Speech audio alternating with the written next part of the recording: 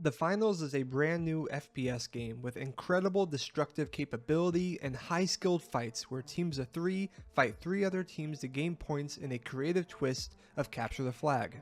A game created by former DICE developers, this high action shooter has many amazing things, but today I wanted to cover the 4 reasons you will love the game. And for those in the Finals beta with me, I hope you feel the same way. As always, be sure to like and subscribe, and if you want to see more gameplay, be sure to check out my channel for more videos coming out, or my Twitch at twitch.tv/Redlaf, where I'm streaming the finals all throughout the 2-week beta. But without further ado, let's get into the video. Number 4, the Tournament Ranked System. Coming at number 4 is the ranked/competitive system within the game as of now. This is their tournament mode, where you play a series of knockout stages as you advance a bracket to hopefully win it all.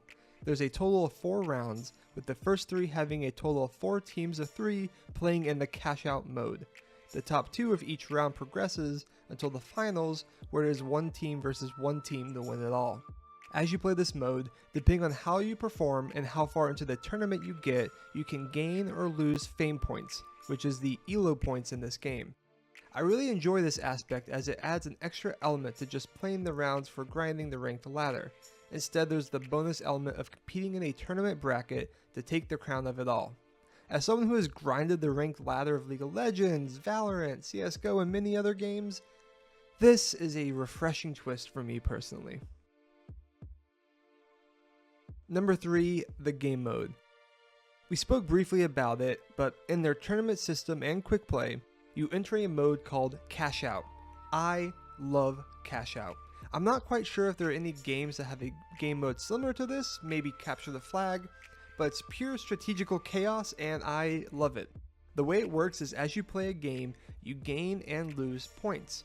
The core way of gaining points is by cashing out. At the beginning of a round, there will be 2 vaults that contain points. As of now, the first vaults provide 7,000 points. After unlocking a vault, you must then take the package to a cash out station. From there, you must defend it from being stolen until the timer runs out and you cash in the points. Most matches have 2 rounds of these, with 2 7,000 point vaults available, and then after those are cashed in, 2 18,000 vaults are available. You can also gain points from kills. However, with all these points available, the big fear comes from dying and being wiped out. When all your teammates die, your current points are halved. So there is a lot of strategy involved in which vaults or cash outs to go after, making sure you don't wipe and lose, etc. You can get the first cash out for a nice 7,000 points, and then wipe and all of a sudden be in last place.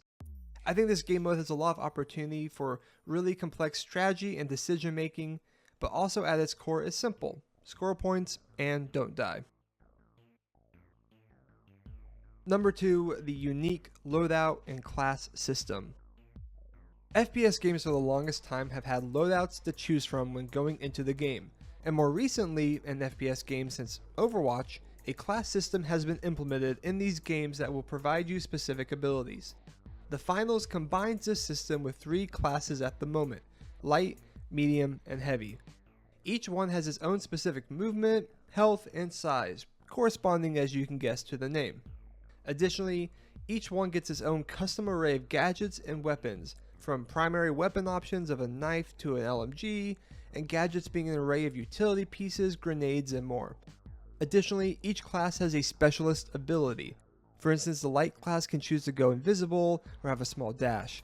Medium can have a healing beam or a turret, and heavy can charge at enemies bursting through the walls or have a shield like Reinhardt from Overwatch.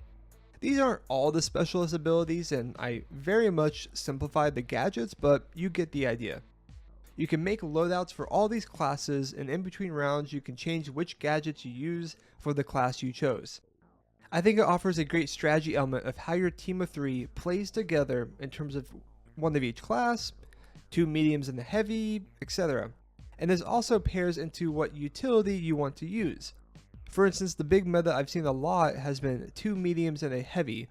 The heavy focuses on shield abilities, while 1 medium runs the healing beam to keep his teammates alive, and the other brings the turret ability. But this is just one of many combos I've seen, and it can be changed constantly to figure out what fits not only your playstyle, but the playstyle of your group. Number 1, the destruction. This should not be a surprise to anyone as it is a huge selling point, but the server-side destruction of this game is absolutely amazing. If you see it, you can blow it up. This means just breaching and clearing a wall, or completely demolishing a building, leaving nothing to remain but rubble. Guys, this element of the game is a complete game changer versus any other FPS you've ever played. Fights can quickly turn into a war-torn zone as battles extend.